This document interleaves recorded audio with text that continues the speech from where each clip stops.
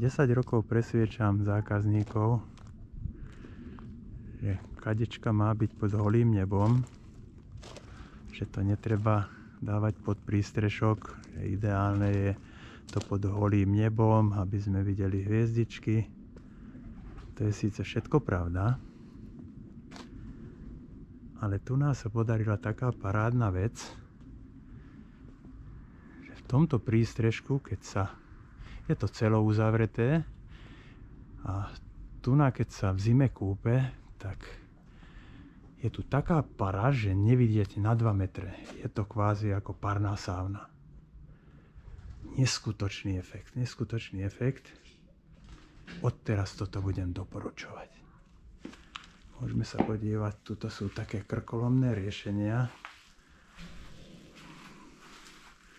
Máme tu aj piecku, keď si chceme prikúriť. Toto je pomerne zložité riešenie, ten prechod.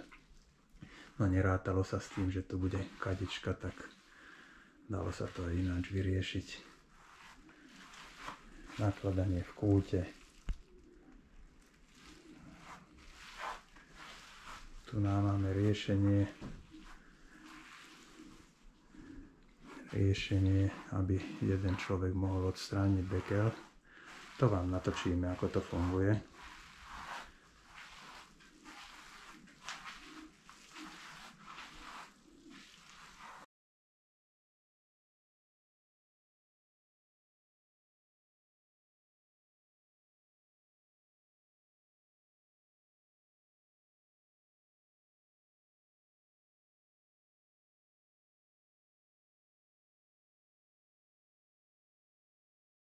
Tak vám predvedieme, ako to jeden človek vie zvládnuť. Prevážime to na kant krásne cez dvere.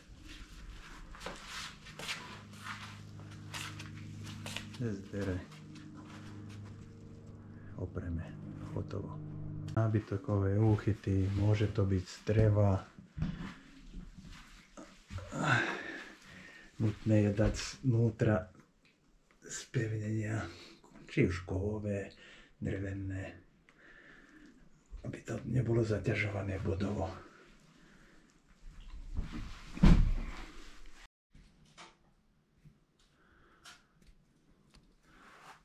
Tak si zapneme aj bublinky.